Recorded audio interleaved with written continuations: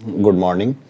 आज मैं आपसे बात करूंगा अपने इंटरव्यू के बारे में। मैंने अभी अभी 11 जनवरी को बीपीएससी 64th का इंटरव्यू दिया है, तो आज उसके बारे में डिटेल से थोड़ा डिस्कस करेंगे कि आखिर इंटरव्यू जो था वो किस तरह का था। तो ए से लेकर जेड तक सबकी बातें करेंगे। सबसे पहले मैं बताऊं कि 11 जनवरी को जो मेरा इंटरव्यू था, तो जब मैं इंटरव्यू के लिए बीपीएससी गेट पे पहुंचा, 9 बजे रिपोर्टिंग टाइम था, 10:30 बजे से इंटरव्यू का टाइम था। तो वहाँ जैसे मैं पहुंचा वैसे ही जो इंटरव्यू लेटर और एक आई कार्ड के जरिए एंट्री का प्रावधान था। तो मैंने आई कार्ड और एक इंटरव्यू लेटर के साथ जो है ना, मैंने वहाँ दिखाया, तो गार्ड ने मुझे वहाँ एंट्री दे दिया। एंट्री के बाद जस्ट दाहिने तरफ कुर्सियाँ लगी हुई थी, बढ़िया बना हुआ, तो वहाँ हम लोग को बैठाया गया। वहाँ बैठने के मात्र 5 से 10 मिनट के बाद जो है हम लोग वहाँ से आगे गए। दाहिने तरफ एक गेट लगा हुआ था जहाँ पे एक बीपीएससी के कर्मचारी इंस्ट्रक्शंस दे रहे थे, तो उन्होंने वहाँ पे ग्रुप में बांट दिया, रोल नंबर वाइज ग्रुप में बांट दिया। तो मेरा ग्रुप B4 था। B3 में जिसका था उस लड़की ने मेरे साथ मेंस लिखा था, साथ में मेरे पीछे बैठी थी वो, तो मेरी उसके साथ थोड़ी बहुत जान पहचान थी, तो हमने एक दूसरे को देखा और काफ़ी एक दूसरे को वेलकम किया और काफ़ी अच्छे से मिले हम लोग। और इसके बाद जो है उसका B3 था, मेरा B4 था। तो सबसे पहला जो फेज़ था वो था कोरोना टेस्ट का। तो हम लोग को एक सीरियल वाइज जो है सो में बैठाया गया एक हॉल में। वहाँ से फिर बारी बारी से सबको कोरोना जांच के लिए ले जाया गया। कोरोना जांच में ये जो दाहिना नाक है उसमें लंबा उन्होंने अंदर से उन्होंने सैंपल लिया। वो थोड़ा सा पेनफुल था, ज़्यादा नहीं लेकिन थोड़ा सा था, थोड़ा सा परेशानी अभी भी है लेकिन ज़्यादा नहीं है। डरना नहीं है ना। अगर किसी का इंटरव्यू आगे हो या इन फ्यूचर में कभी भी हो, कहीं पर भी हो, इन सब चीज़ों से घबराइए नहीं, है ना। जब तक आप प्रोफेशनली चैलेंज टेकर नहीं है तब तक आप एडमिनिस्ट्रेटिव जॉब के बारे में क्यों सोचते हैं। मैं तो मेंटली प्रिपेयर्ड हूँ कि अगर पुलिस सर्विस मिलती है तो गोली खानी पड़े तो भी गोली कैसे हम बर्दाश्त कर लें और किस तरह से ना झुकें, इसके लिए मैं मेंटली प्रिपेयर्ड हूँ। तो जाहिर सी बात है इस तरह के जांचों के लिए मैं नहीं डरता। तो उन्होंने मेरा सैंपल जांच किया। जांच करने के थोड़ी देर के बाद ही उन्होंने मुझे कोविड निगेटिव का मुझे पर्ची पकड़ा दिया, जिसमें मेरा रोल नंबर था और कोविड निगेटिव का जो था वो था। उस पर्ची को लेके आगे जाना था, तो मुझे B3 के पीछे चलना था। तो B3 का याद रखना था, मेरा B4 था, तो वो आगे, मैं पीछे। इस तरह से थोड़ी देर के बाद आ गया कि निगेटिव है, तो आगे के फेज में मैं चला गया, यानी कि वहाँ पर डॉक्यूमेंट वेरिफिकेशन था। डॉक्यूमेंट वेरिफिकेशन में जो उस समय क्या था कि मैंने जब फॉर्म भरा था तो पोर्टल उस समय काफ़ी डाउन चल रहा था। पोर्टल डाउन चलने के कारण मैंने जो एड्रेस था, मेरे एक शहर में घर है, गांव में घर है, तो मैंने शहर के एड्रेस पर ही दोनों भर दिया था, क्योंकि पोर्टल डाउन था। उतना बताने का समय नहीं था ज़्यादा, और वो एड्रेस जो था वो फॉर्म उनके पास पड़ा हुआ था। तो जब मैंने अपने गांव के रेसिडेंस और सर्टिफिकेट को लगाया तो उन्होंने इसके ऑब्जेक्ट किया कि ये क्या लगा रखा है, आप वो डॉक्यूमेंट दीजिए जहाँ यहाँ पे आपने लिख रखा है। मुझे ध्यान है कि इससे पहले मैंने इंटरव्यू दिया था तो उस समय उन्होंने बोला था कि आप वो लेटर दीजिए जो आपने पहले यहाँ पे सबमिट कर रखा है, लेकिन यहाँ पे ठीक उल्टा था। उन्होंने बोला नहीं, आप एकदम लेटेस्ट दीजिए जो आपने फॉर्म में भर रखा है। खैर थोड़ी सी परेशानी हुई, लेकिन मैंने उसको बनवा रखा था, सारा चीज़ करवा रखा था, तो मैंने उसको फटाफट उस चीज़ को रिजॉल्व किया, उस प्रॉब्लम को। फिर मैंने अपने चॉइसेस वगैरह भर रखे थे, 1 to लेकर 24 इस बार सर्विसेज थी, तो चॉइसेस का प्रपत्र 1 अलग से जमा किया, प्रपत्र 2 जो पूरी प्रपत्र 1 में पूरी डिटेल थी मेरी वो अलग जमा किया, प्रपत्र 2 जिसमें डिटेल था वो जमा किया। फिर मैंने अपना इंटरव्यू लेटर उनको दिखाया। इंटरव्यू लेटर दिखाने के बाद उन्होंने एक फॉर्म दिया कि आप कौन कौन से डॉक्यूमेंट्स लेकर के आए हैं। डॉक्यूमेंट्स में 4 चीज़ की ही डिमांड थी, मैट्रिक की सर्टिफिकेट की, ग्रेजुएशन की मार्कशीट की और ग्रेजुएशन के सर्टिफिकेट की। ग्रेजुएशन का मार्कशीट है तो वो दिखा दीजिए, ओबीसी क्रीमी लेयर है या SC ST हैं तो आपको कास्ट डोमिसाइल वगैरह जो देना था वो आपको करना है। तो इतना ही चीज़ का डिमांड है और किसी चीज़ की डिमांड नहीं, क्योंकि जैसे मेरे पास लगभग जो है 40+ जो है अच्छे सर्टिफिकेट्स हैं, जैसे इंटरनेशनल जर्नल्स के हैं, नेशनल जर्नल्स के हैं वगैरह, या फिर राइटिंग के हैं, उसकी कहीं पे ज़रूरत नहीं पड़ी। तो मुझे वो सब कहीं पे दिखाना नहीं था, तो मैंने वो सब कहीं दिखाया नहीं एक्स्ट्रा कोई चीज़ की ज़रूरत थी। तो सब जो था मेरे फाइल में वैसे का वैसे ही रहा। फिर डॉक्यूमेंट्स वेरिफिकेशन काफ़ी गौर से करते हैं वो लोग, काफ़ी ध्यान से। जैसे उन्होंने पूरा हर सीरियल को चेक किया, सारा सीरियल्स चेक करने के ओके करने के बाद जो है उन्होंने फिर मुझे वहाँ से ओके करके वहाँ से भेज दिया आगे। फिर एक कुर्सी पर जो कोडिंग डिकोडिंग करते हैं वहाँ पे मुझे बुलाया गया। मेरे रोल नंबर के साथ एक कोड अटैच कर दिया गया, एक कोड दिया गया। वो कोड एक कार्ड में था। थोड़ी देर बैठाया उठाया, थोड़ी देर बैठाने उठाने के बाद जो है उन्होंने कभी किसी को भेज रहे थे, कभी किसी को भेज रहे थे। मैं चाहता था कि मुझे थोड़ा जल्दी भेज दें, और स्वाभाविक सा था कि एक दबाव होता ही है इंटरव्यू का, वो किसी के ऊपर भी होता है। आप कितनी बार भी इंटरव्यू दे दें या मॉक दे दें, लेकिन जब आपको पता है कि आपको इस इंटरव्यू के बाद आपकी ज़िंदगी बदल सकती है तो एक दबाव होता है। मेरे ऊपर भी दबाव था, लेकिन मैंने दबाव को बहुत तरीके से इनकाउंटर किया। मैंने वो बहुत ज़्यादा प्रे किया। बहुत ज़्यादा धार्मिक नहीं हूँ मैं, कभी कभी धार्मिक हो भी जाता हूँ, कभी कभी थोड़ा नास्तिक भी हो जाता हूँ, लेकिन मैंने उस समय प्रे उड़े किया भगवान को, और इसके बाद जो है वो वापस से जो है आगे की तरफ बढ़ा। आगे की तरफ इंटरव्यू हॉल में फिर B3 जो लड़की मेरे आगे थी उसका इंटरव्यू पहले चल रहा था, तो और मुझे बाहर बैठा दिया गया। मैं वहाँ पर बैठा रहा, और थोड़ी देर के बाद ही जब उसका इंटरव्यू ओवर हुआ तो फिर मुझे इंटरव्यू कक्ष में प्यून ने दरवाज़ा खोला। फिर मुझे इंटरव्यू कक्ष में उन्होंने भेज दिया। फाइल उन्होंने बाहर ही रखवा लिया, फाइल की कोई ज़रूरत नहीं है। इंटरव्यू लेने वाले को कुछ नहीं पता कि मैं कौन हूँ, कहाँ से आया हूँ। उनको ये नहीं पता कि मेरा नाम क्या है या रोल नंबर क्या है, कुछ भी नहीं उनको मालूम था। सिर्फ एक कोड था, और जाहिर सी बात है ऐसे मामले में इंटरव्यू लेना सचमुच काफ़ी कठिन होता है। फिर भी मैं जब अंदर गया तो मेंटली में बहुत सारी चीज़ें मेरे दिमाग में थी, लेकिन मैंने सोचा कि सब चीज़ों को दिमाग से हटाऊं और वहाँ पर जाके जो वो पूछें उसी का जवाब दूं। तो देखिए, मैं जब अंदर गया तो सबसे मैंने लिख रखा है उसको, ताकि मैं कहीं मिस न कर जाऊं या कहीं विषय से विषयांतर ना हो जाऊं। तो लगभग उन्होंने जो मेरे से पूछा उनको मैंने लिख रखा है तरीके से। तो उन्होंने पहला जो मुझसे पूछा था, वो चेयरमैन साहब ने मुझसे पूछा कि आपने ग्रेजुएशन के बाद अब तक क्या किया है। ठीक है, पहले उन्होंने बोला कि आपने ग्रेजुएशन कौन से साल किया है। तो मैंने बोला कि 2007 में किया है सर मैंने ग्रेजुएशन। बोला अच्छा 2007 में, तो इसके बाद आपने इतने दिन क्या किया। उनको इन्फॉर्मेशन थी कि 2007 में मैंने ग्रेजुएशन किया है। बोला इतने दिन आपने क्या किया। तो मैंने उनको बताया कि मैंने इंजीनियरिंग कॉलेज में पढ़ाया है और काफ़ी दिनों तक वहाँ पे पढ़ाया है। तो उन्होंने पूछा क्या अभी जॉब में है या फिर आपने जॉब को छोड़ दिया है, लीव कर दिया है। तो मैंने बताया कि मैंने जॉब को लीव कर दिया है। तो उन्होंने पूछा कि क्यों जॉब को लीव किया। तो उस समय क्या था ना कि मेरे मुंह से अचानक निकला, जो सही भी था, कि सर 3 साल से सैलरी इंक्रीमेंट नहीं हो रही थी, 3 साल से सैलरी का इंक्रीमेंट नहीं हो रहा था वहाँ पर, इसलिए मैंने छोड़ दिया। फिर उन्होंने बोला कि वो कॉलेज जो है वो अच्छा कॉलेज नहीं होगा। मैंने बोला नहीं सर, वो JECRC है और JECRC जो है नॉर्थ इंडिया का प्रमुख कॉलेजों में से है, लेकिन वित्तीय समस्याएं थी तो इस कारण से सैलरी नहीं बढ़ रही थी। और बस इतना ही उन्होंने पूछा, मतलब और आगे पूछते तो मैं बताता कि टाइम पे सैलरी नहीं आती थी वगैरह, लेकिन ये सब बात उन्होंने नहीं पूछा। फिर उन्होंने आगे भी नहीं पूछा कि सैलरी जॉब करने के बाद आपने तैयारी की या फिर कुछ किया, ये नहीं पूछा उन्होंने। क्यों? क्योंकि उनके पास भी समय फिक्स होता है। Students, number of students 80 students का एक दिन में इंटरव्यू लेना है, तो जाहिर सी बात है कि इंटरव्यू बोर्ड के ऊपर भी थोड़ा दबाव होता ही है। तो फिर उन्होंने जैसे कि पूछा आपने ग्रेजुएशन के बाद अब तक क्या किया, मैंने बता दिया जॉब में है। तो मैंने बोला नहीं सर अभी कोई जॉब में नहीं है।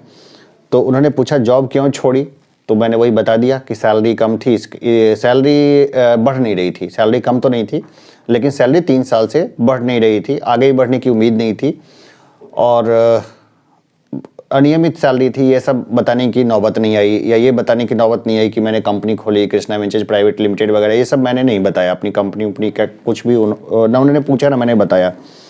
फिर चेयरमैन साहब ने बोला इंडिया साइनो रिलेशन के बारे में बताइए, इंडिया साइनो रिलेशन के बारे में बताइए।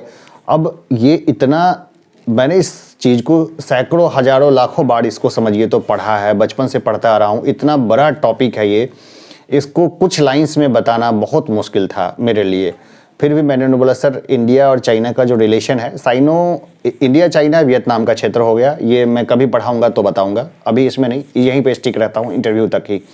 इंडिया साइनो यानी कि भारत और चीन का रिलेशन के बारे में था। तो मैंने बोला कि सर भारत और चीन जो है, मैंने चीन कंफर्म किया क्योंकि इंटरव्यू का स्वाभाविक सब था कि मेरे ऊपर इंटरव्यू का प्रेशर था। तो मुझे लगा कहीं इंडो चाइना तो नहीं बोला उन्होंने, जो वियतनाम का क्षेत्र है उसके और भारत के रिलेशन के बारे में, क्योंकि उसके रिलेशन के बारे में भी काफ़ी चीज़ आ रहा है। इसलिए मैंने कन्फर्म कर लिया कि भारत और चीन का रिश्ता जो है ना सर, वो नरम गरम स्टेज में चलता है। नरम गरम स्टेज में चलता है, जैसे कि अफ्रीका में और लैटिन अमेरिका में तो ये लोग एक दूसरे के साथ कोऑपरेट करते हुए काम करते हैं, लेकिन बाकी जगह पे इनके रिलेशंस जो है वो उतने अच्छे नहीं हैं। फिर उन्होंने बोला कि कैसे अच्छे नहीं है? बोले सर खास करके भी अब क्या होगा आगे रिलेशन में? मैंने बोला सर खास करके गलवान इंसिडेंट के बाद, गलवान के घटनाक्रम के बाद जो है भारत और चीन के रिश्ते जो हैं वो अब सहज नहीं रह पाएंगे। काफ़ी लंबे समय के लिए ये रिश्ते जो है वो उलझ गए हैं। तो मैंने देखा कि गलवान, जैसे मैंने बोला ना, तो वो एक कीवर्ड था, मतलब इनको अच्छा लगा, जैसे चेयरमैन सर है ना वो सुनना चाहते थे गलवान का। अब गलवान की घटना के बारे में हम लोगों ने इतनी बार पढ़ रखा है कि हमारे लिए तो ये बहुत छोटी चीज़ है, लेकिन जो इंटरव्यू बोर्ड के लोग हैं वो मतलब देखा आगे बढ़ा तो उनको सुनना था वो, ठीक है ना। तो अपना परसेप्शन काम नहीं आता है, इंटरव्यू बोर्ड में जो चेयरमैन है या मेंबर हैं वो क्या सुनना चाहते हैं ये मायने रखता है। फिर उन्हें पूछा कि यूरोप फर्स्ट वर्ल्ड वार के बाद पहले क्यों खदबदा रहा था, ये वर्ड उन्होंने पूछा कि यूरोप जो है पहले विश्व युद्ध के बाद भी क्यों उबल रहा था, खदबदा रहा था, उबल रहा था। उन्होंने ठेठ हिंदी में पूछा, तो मैंने क्यों उबल रहा था, तो इसका जवाब वो जानना चाहते थे।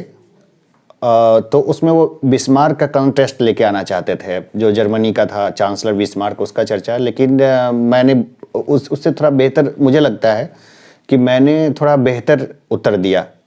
यहाँ मैं बता दूं कि मेरा जो ऑप्शनल था वो था PSIR, political science and international relation, ठीक है। तो उन्होंने क्वेश्चन इसी से पूछा, तो मैंने उनको बताया कि सर इंडस्ट्रियल रिवोल्यूशन हो गया था सर इंग्लैंड में, और इंडस्ट्रियल रिवोल्यूशन इंग्लैंड में होने के बाद बाकी यूरोपियन कंट्रीज़ में भी इंडस्ट्रियल रिवोल्यूशन हो गई, और इसके बाद पूरी दुनिया में से उनको कच्चा माल चाहिए था, अपना माल खपाना था।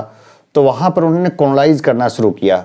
तो कॉलोनाइज जो करना शुरू किया ना, तो भारत आ गए, ब्रिटिश आ गए इंडिया में, फ्रांसीसी अफ्रीका चले गए।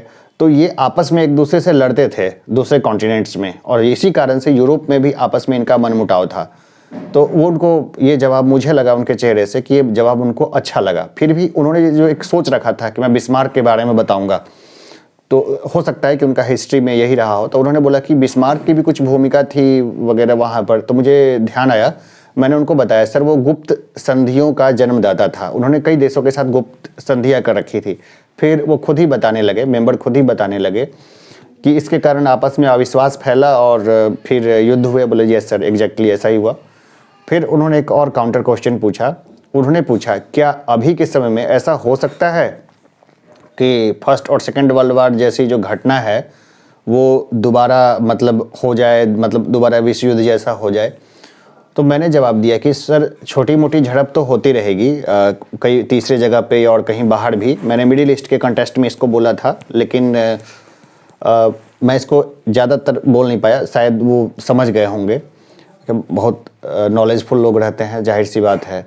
तो मैंने उनको बताया कि सर बड़ा युद्ध होने की संभावना बिल्कुल बहुत कम है। क्योंकि पीपुल टू पीपुल और बिजनेस टू बिजनेस टाई काफ़ी ज़्यादा हैं, मतलब पब्लिक एक दूसरे के यहाँ आना जाना खूब ज़्यादा कर रहे हैं, बिजनेस टू बिजनेस टाई है। इसके अलावा इंफॉर्मेशन टेक्नोलॉजी के माध्यम से भी दुनिया एक ग्लोबल विलेज बन गई है। तो छोटी छोटी अगर कोई भी घटना होती है तो पूरी दुनिया को मालूम पड़ता है, एकाएक से सेंटिमेंट्स चेंज हो जाते हैं लोगों के। बड़ा युद्ध होने की संभावना जो है निकट भविष्य में काफ़ी कम है। ये जवाब उनको शायद पसंद आया, मुझे ऐसा लगा।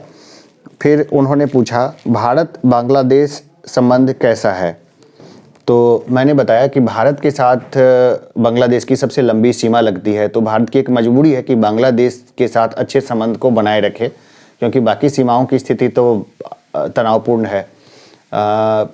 मैं ये नहीं बोल सकता था कि आप तो जानते ही हैं, क्योंकि इससे इग्नोरेंस आ जाता, झलक जाता। तो मैंने बोला सर क्योंकि भारत, और अगर कोई दोस्त के साथ मैं ये बात कर रहा होता तो मैं उसको बोल सकता था कि भारत और चीन और पाकिस्तान के साथ तो जानते हैं कि क्या हो रहा है, इसलिए भारत बांग्लादेश की सीमा को शांत रखना ज़रूरी है।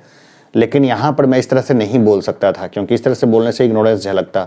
तो मैंने बताया कि भारत बांग्लादेश संबंध जो है वो अच्छा है। हाल फिलहाल वर्चुअल समिट भी हुआ है भारत और बांग्लादेश के बीच में, जिससे कई मुद्दे पे बातचीत हुई है। ये हाई क्लास वर्चुअल समिट था और मैंने एक्स्ट्रा इन्फॉर्मेशन बताया उनको। फिर बताया कि भारत और बांग्लादेश के साथ बहुत अच्छा कोऑपरेशन है, कई क्षेत्रों में कोऑपरेशन है। तो उन्होंने क्षेत्रों के नाम नहीं पूछा। फिर उन्होंने पूछा, एक काउंटर क्वेश्चन पूछा, क्या बांग्लादेश इस्लामिक देश है?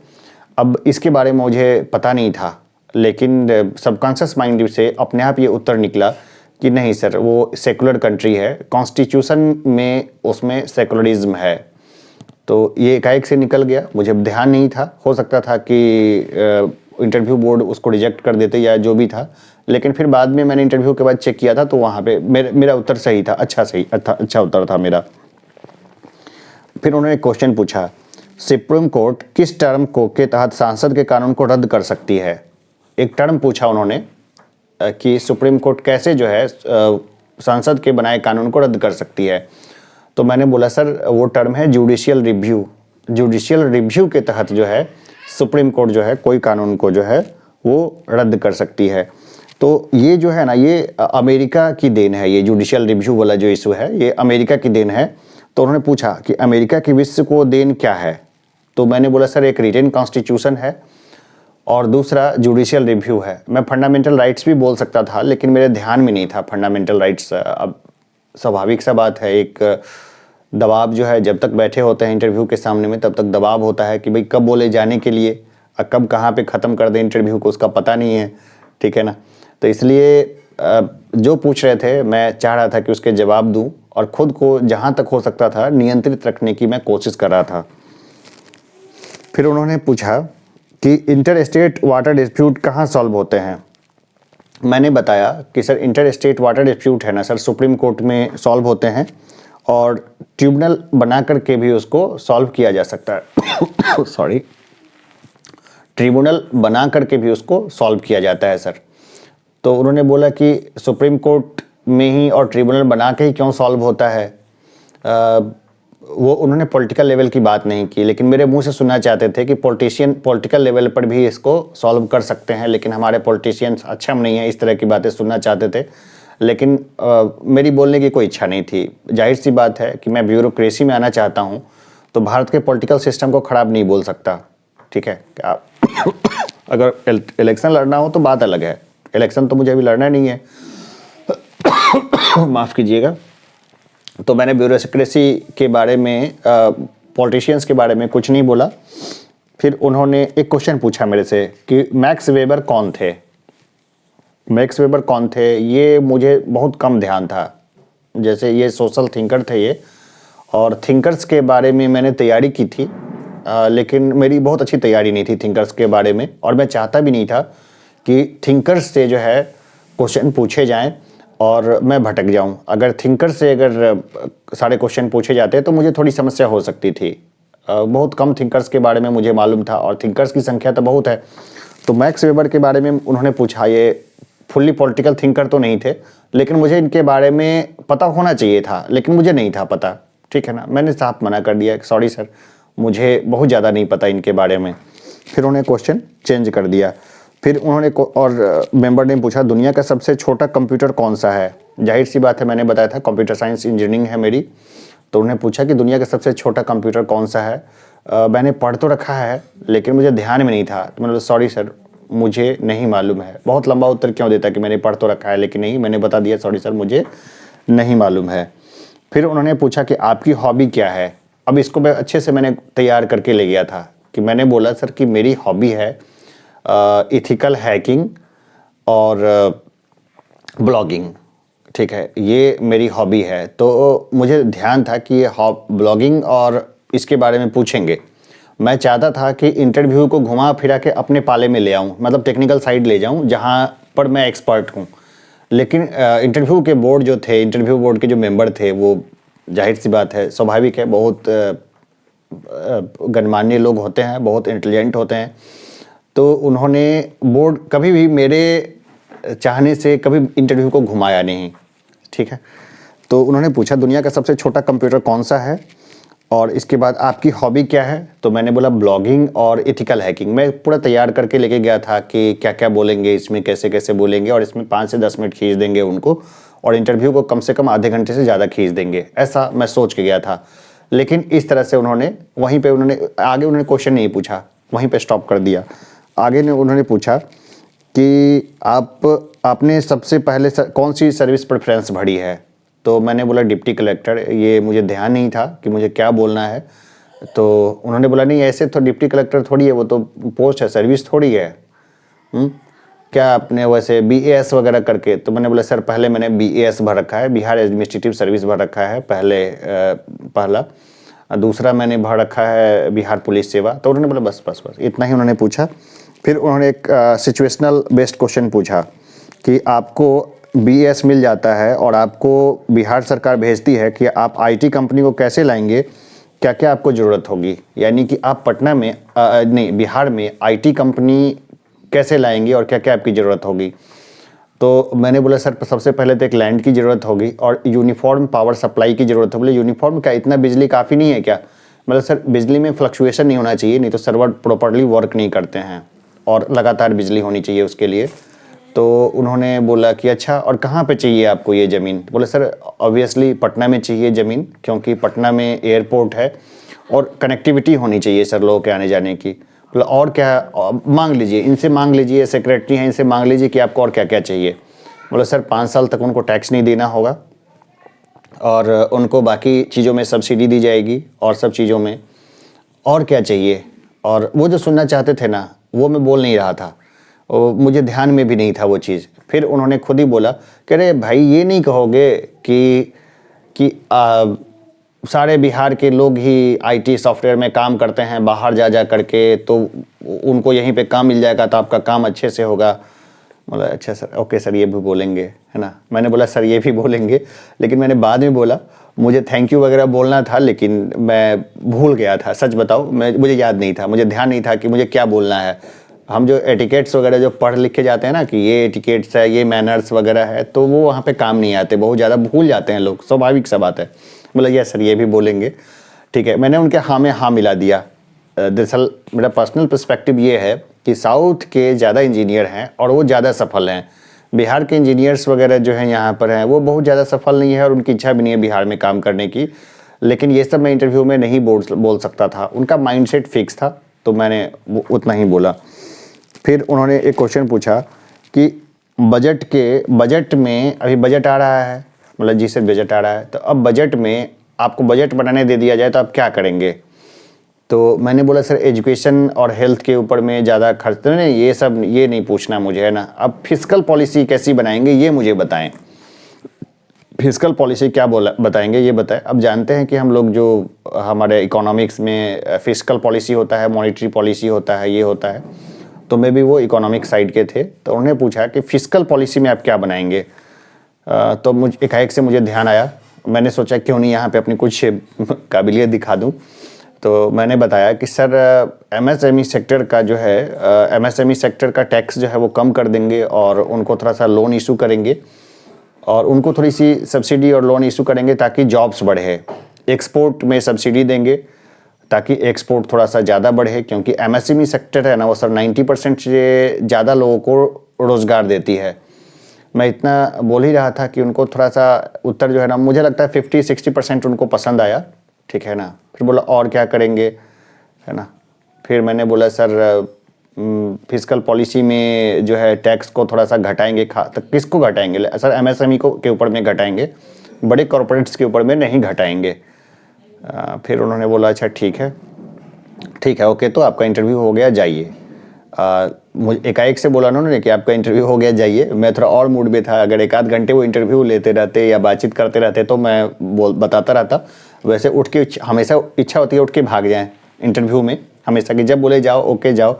रिलैक्स होकर बैठने के लिए तो वहाँ आए नहीं हुए होते हैं, हमारे पीछे और भी लोगों का इंटरव्यू उनको लेना है, हमसे पहले इंटरव्यू ले चुके होते हैं, और वो जो होते हैं उनके इंटरव्यू लेने पे हमारा फ्यूचर डिपेंड करता है। इसलिए स्वाभाविक सा है कि तनाव दबाव वगैरह होता ही होता है।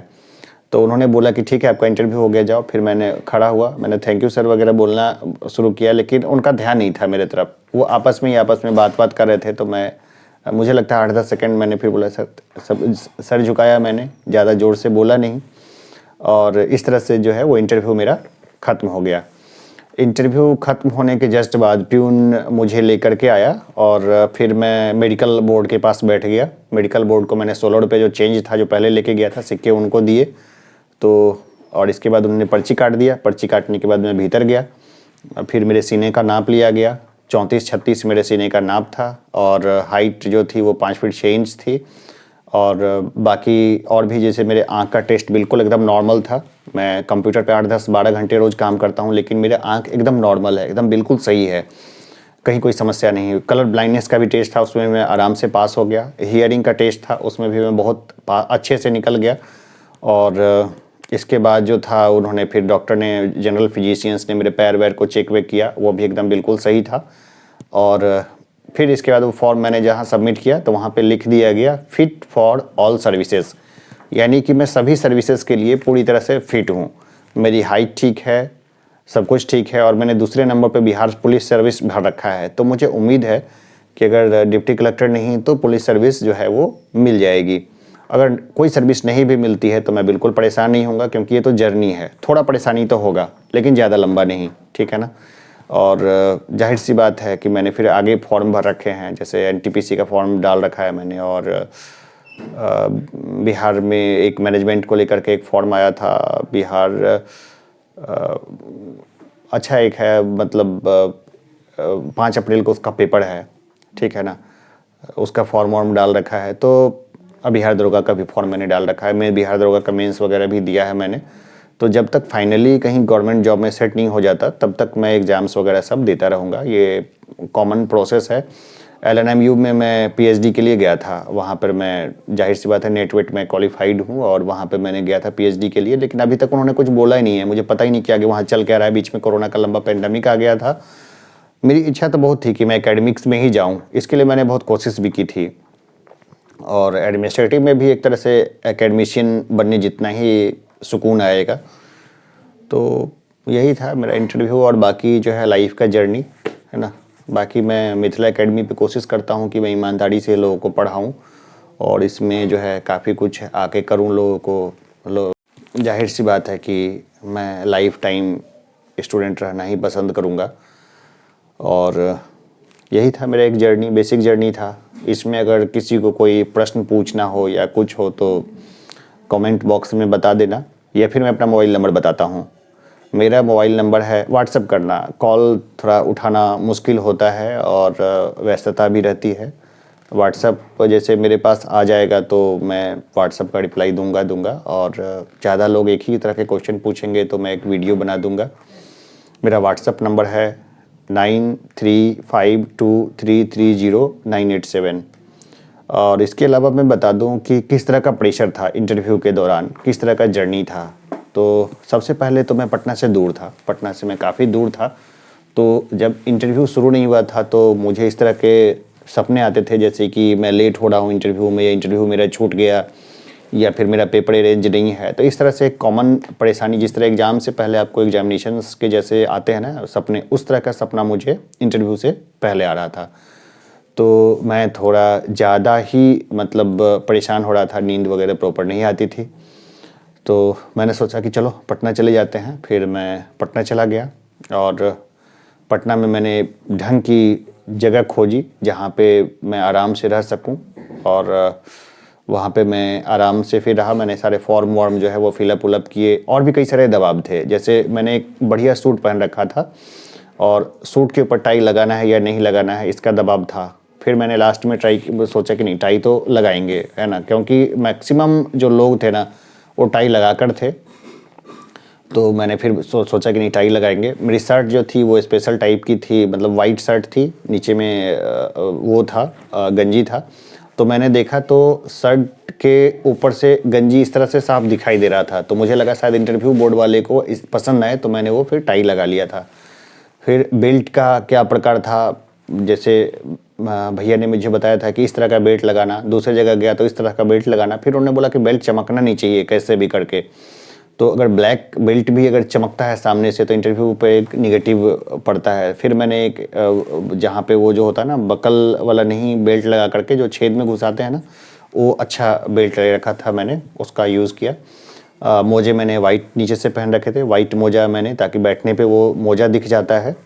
और ब्लैक शूज़ पहन रखा था मैंने। वो जो फ़ोटोज़ है ना, वो अभी नहीं तो कुछ समय बाद में मैं यहीं पे थंबनेल में लगा दूंगा वो फ़ोटो जो मैंने इंटरव्यू के दौरान पहना था।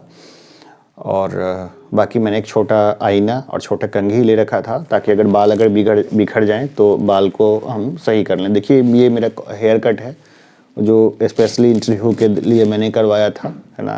अब कितना डिसेंट है ये तो आप ही बताएंगे, है ना, सारा चीज़, या फिर इंटरव्यू बोर्ड वाले को कैसा लगा होगा, लेकिन ये डिसेंट हेयर कट सही रहता है। और फिर इसके बाद जो है वो मुझे डर था कि मुझे इनर ना पहनना पड़े, ठंड ना ज़्यादा बढ़े। और ठंड ज़्यादा बढ़ेगी तो जैसे नीचे पैंट के नीचे अगर हम एक इनर पहनते हैं और ऊपर भी इनर पहनते हैं तो थोड़ा सा जो है मुझे लगा कि थोड़ा सा डिस्कम्फर्ट हो जाता वो सूट के ख्याल से। तो मैंने इन सब चीज़ों का बहुत अच्छे से ध्यान रखा था। लेकिन संयोग से उस दिन ठंड नहीं बढ़ी और मैं प्रॉपर ड्रेसअप में आराम से जा पाया। तो नेचर को मैं धन्यवाद देता हूँ कि नेचर का मैंने धन्यवाद दिया। फिर कुछ ज़रूरी डॉक्यूमेंट्स हैं, मेरे एक मित्र हैं, उन्होंने भी इंटरव्यू दिया है तो उन्होंने अपने सहयोग से मुझे बनवा दिया था। मैं उनका भी धन्यवाद देना चाहूँगा कि उन्होंने बहुत काम किया था उस दौरान मेरा। और काफ़ी कुछ था, मतलब जो कि शब्दों में बताना थोड़ा मुश्किल है। दबाव स्वाभाविक सा है, होता है। और कैसे प्रपत्र 1 भरें, प्रपत्र 2 कैसे भरें, चॉइसेस कैसे दें, इसका अलग दबाव था। और मुझे जैसे कि मुझे पर्सनली पुलिस सर्विस मुझे पसंद है कि मैं चाहता हूं कि पुलिस सर्विस में जाऊं। और इसके अलावा मैंने 2-4 हज़ार से ज़्यादा क्वेश्चंस इंटरव्यू के देखे थे और सबको घोटा उटा था कि क्या पूछेंगे तो कैसे बोलेंगे, क्या कैसे है, ये है वो है। लेकिन ऐसा कोई नौबत नहीं आया। मैं चाहता था कि एक बार इंटरव्यू बोर्ड को हंसा दूं, कुछ ऐसे जवाब दूं, लेकिन ये भी नहीं था। फिर एक और दबाव था, जैसे यूपीएससी का इंटरव्यू में वो पर्सनालिटी को टेस्ट करते हैं, ये क्वेश्चन आंसर नहीं करते हैं। लेकिन बीपीएससी के इंटरव्यू में पता नहीं चलता, क्योंकि यूपीएससी वालों के पास आपका पूरा बायोडेटा होता है। मैंने यूपीएससी का इंटरव्यू दे रखा है तो पूरा बायोडेटा होता है, तो उस बायोडेटा से और भी तरीके से वो पर्सनालिटी को जज करते हैं। 156 नंबर आए थे मुझे यूपीएससी के इंटरव्यू में 2015 वाले में। और यहाँ पर जो था ना माफ़ कीजिएगा, यहाँ पे उस तरह का नहीं था। तो बीपीएससी के इंटरव्यू का दबाव ज़्यादा था कि हो सकता है फैक्चुअल क्वेश्चन के ऊपर पूछने लग जाए कि बिहार बजट कितने का है, क्योंकि उनको पता नहीं है, मेरा नाम नहीं पता, मेरा डिस्ट्रिक्ट नहीं पता, कुछ तो पता नहीं है। तो इस तरीके से वो कुछ भी पूछ सकते थे। इसके लिए बीपीएससी के इंटरव्यू में मुझे काफ़ी दबाव था। फिर ये था कि एक जॉब तो चाहिए और आगे के लिए, आगे की जर्नी आसान करने के लिए, क्योंकि एक सामाजिक दबाव है कि अगर आप बहुत टैलेंटेड हैं, आपने ये भी किया, ये भी किया, ये भी किया है, तो आप कम से कम जॉब तो लेके दिखाइए, एक जॉब तो लेके दिखाइए। और इसका दबाव भी था, स्वाभाविक सा बात था। लेकिन जिस दिन इंटरव्यू था उस दिन मैं सोया अच्छे से तो नहीं, 4 बजे के करीब नींद खुल गई थी, 5 बजे पेपर आ गया था। तो मैंने सारे पेपर को देखा। रोज़ मैं 4 पेपर को देखता था, मैंने फिर सारे पेपर्स को देखे और उसमें क्या न्यूज़ है उसको देखा, क्योंकि मुझे उम्मीद थी कि न्यूज़पेपर से एक आध क्वेश्चन वो पूछेंगे। लेकिन उन्होंने न्यूज़पेपर से कोई क्वेश्चन नहीं पूछा। फिर मुझे जहाँ जहाँ से लगा था कि कुछ वो प्रश्न पूछेंगे, वहाँ से भी वो प्रश्न नहीं बना। तो ये था मेरा इंटरव्यू। और जाहिर सी बात है कि इन फ्यूचर में कोई मेरे जानकारी में या आप लोगों में से कोई आदमी इंटरव्यू देता है और मुझसे सहायता मांगता है इसके बारे में, तो मैं उनकी मदद ज़रूर करूँगा। ये मेरा नैतिक कर्तव्य है। मैंने भी जो कई सारे जो साथियों के इंटरव्यूज़ थे उनको देख करके अपने आप को काफ़ी कुछ इम्प्रूव किया था। मैं नाम नहीं जानता, पीएसआईआर का एक इंटरव्यू देने वाले थे, उन्होंने अपना एक चैनल भी उन्होंने खोल रखा है, मुझे नाम ध्यान में नहीं है। अगर ध्यान में आएगा तो ज़रूर मैं नीचे डिस्क्रिप्शन बॉक्स में उनका चैनल का डिस्क्रिप्शन वगैरह दे के उनको लिख दूंगा, है ना। उन्होंने इंटरव्यू दिया था, तो उन्होंने इंटरव्यू में जो है उनसे जो पूछा था भारत बांग्लादेश के बीच वर्चुअल समिट के बारे में जो पूछा था ना, वो वाला क्वेश्चन जो था ना, वो उन्होंने अपने यूट्यूब पे डिस्कस किया था। तो उससे मुझे अपने एक आंसर को धार देने में बहुत सहायता मिली। तो इस हिसाब से मैं देखूं कि मेरा इंटरव्यू जो है वो 80% के करीब काट छाँट के मैं देखूँ तो 80% मेरा इंटरव्यू है वो ठीक गया है। तो 120 का 80% निकालूँ तो 12 ठे 96 मार्क्स के करीब करीब मुझे ऐसे कैलकुलेशन करूँ तो, अब एग्जैक्ट कैलकुलेशन तो मैं कर नहीं सकता, तो 96 मार्क्स के करीब करीब मुझे अगर इस तरह से देखा जाए तो आराम से आ जाएगा। और अगर कोई मिनिमम मार्क्स के ऊपर भी अगर कोई क्वालिफाई है और उसको 90 नंबर उसको आ जाते हैं इंटरव्यू में, तो उसका सिलेक्शन हो जाता है। तो इस हिसाब से मैं देखता हूँ कि हाँ ठीक है, सिलेक्शन हो जाएगा। नकारात्मक के लिए भी मैं मानसिक रूप से तैयार हूँ। और जाहिर सी बात है कि फिर प्लानिंग अलग अलग है। जैसे हो जाने के बाद जाहिर सी बात है कि मैं पूरी ईमानदारी और सत्यनिष्ठा से अपने समाज की सेवा करूँगा। जैसे पहले भी अपने प्रीवियस जॉब्स में भी मैं करते आया हूँ। जैसे मैंने एक संस्था भी बनाई थी, संस्था में मैं अहम मेंबर था, सार्थक नाम से संस्था थी, जिसमें कि जो क्रेशर पत्थर तोड़ने वाले मजदूरों के बच्चे जो है ना, उनको मुफ्त में पढ़ाया जाता था कॉलेज के अंदर में। कॉलेज प्रशासन ने मुझे पूरी अनुमति दी थी और बहुत अच्छा मतलब प्रोजेक्टर वगैरह लगा के क्रेशर तोड़ने वाले बच्चों को मुफ्त में जब पढ़ाते थे ना, तो उनकी जो है ना लाइफ की क्वालिटी काफ़ी इम्प्रूव हुई थी। और मुझे याद है कि जो पियून्स थे, जो अच्छी लाइफ क्रेशर मजदूरों की अपेक्षा तो पियून्स की बहुत अच्छी लाइफ होती है, उन्होंने मुझे बताया था कि उनके बच्चों को इतना नहीं आता जितना कि इन बच्चों को आता है। लेकिन मेरा घर दूर है, बच्चों को हम ला नहीं पाते, नहीं तो यहीं पर इसी संस्था में उसको पढ़ाते। बाद में इनडायरेक्ट वे में भी मैंने कैलाश सत्यार्थी जी के साथ भी काम किया है बचपन बचाओ में। तो 27 पर ब्लड भी डोनेट किया है। तो मैंने काफ़ी सामाजिक काम भी किया है। तो मेरी बहुत इच्छा है कि मैं अपने सामाजिक काम का दायरा बढ़ाऊँ, बड़े से क्षेत्र के लिए काम करूँ। तो ये मेरी बहुत इच्छा है। हो जाने के बाद जो है ना, जिसको बोलते हैं गरीब दुखिया, उन लोग के लिए जीवन जीने में मैं पूरा समय जो है वो निकाल दूंगा। मैंने देखिए, मेरे पीछे जो फैमिली है, माँ बाप वगैरह जो है वो वेल से सब सेट है, सारा चीज़ सेट है, सारा कुछ सब वेल है। तो मुझे जो है ना, मैं साल में 365 दिन और 18 घंटे, क्योंकि 6 घंटे सोना भी है, मैं आम लोगों के लिए काम करना चाहता हूँ। जाहिर सी बात है, इसलिए मैंने सिविल सर्विसेज को चुना था। लेकिन ये किसी ने पूछा ही नहीं ना बताने का, ये सब नौबत आया। और इतना दूर तक बताना भी अच्छा नहीं था, नहीं तो उनको कुछ नकलीपन लगता ना। तो ये है कि सिविल सर्विसेज को मैंने चुना क्योंकि वास्तव में मैं समाज की प्रोफेशनली सेवा करना चाहता हूँ। बिल्कुल ये नहीं कि हाथ जोड़िए नेताजी जैसे और फिर जाके उनकी सेवा करिए, ऐसा नहीं। जैसे किसी का विधवा पेंशन नहीं मिल रहा है, उसको विधवा पेंशन दिलाना, हर हाल में दिलाना। किसी को वृद्धावस्था पेंशन नहीं मिल रहा है, उनको पेंशन दिलाना। छात्रवृत्ति नहीं मिल रही है, उनको दिलाना। किसी को फूड सिक्योरिटी चाहिए तो वो अवेलेबल कराना। और कहीं पे पैसे घूस देने की किसी को नौबत नहीं आए, इसको इंश्योर करना। आम लोगों के साथ टच में रहना, तरीके से टच में रहना, और बेकार लोगों को हटाए रखना। जैसे मिड डे मील वगैरह चल रहा है, तो जाहिर सी बात है कि मैं मिड डे मील का खाना मैं वहीं पे जैसे आम बच्चों के साथ मैंने एक टाइम खा लिया, तो मुझे पता चल गया कि क्या क्वालिटी है, बिना बताए उनको, कभी यहाँ मिड डे मील में, कहीं वहाँ मिड डे मील में, है ना। तो इस तरह से मुझे क्वालिटी का पता रहे कि क्या है, कैसे है। आम स्टूडेंट्स के साथ मैं जुड़ूँ ना, स्कूल्स की क्या परफॉर्मेंस है उसको देखूँ, ऐसे करके बहुत सारी चीज़ें हैं दिमाग में। इसलिए मैं, डाइवर्सिटी है ना इस जॉब में, इसलिए मैं सिविल सर्विसेज में जुड़ना चाहता हूँ बहुत गहराई से, ताकि जो भी टाइम है मेरा आगे वाले समय, उसमें बड़े फलक पे मैं काम करूँ। ठीक है, ये सारी जी जानकारियाँ थी। उम्मीद है जो आपको अच्छी लगी होगी। बाकी मैं कोशिश करूँगा कि बीपीएससी 66 के लिए और 67 के लिए अपने चैनल पे मैं काम को आगे बढ़ाऊँ, है ना, और बहुत गहराई से बढ़ाऊँ आगे। ठीक है, तो अभी के लिए इतना ही। जय हिंद, हमारे साथ बने रहिए। इच्छा है तो चैनल को सब्सक्राइब कर दीजिए। आपको अच्छा लगे तो लाइक करिए, नहीं अच्छा लगे तो डिसलाइक करिए। ठीक है, कमेंट भी कर सकते हैं। अभी के लिए इतना ही, धन्यवाद।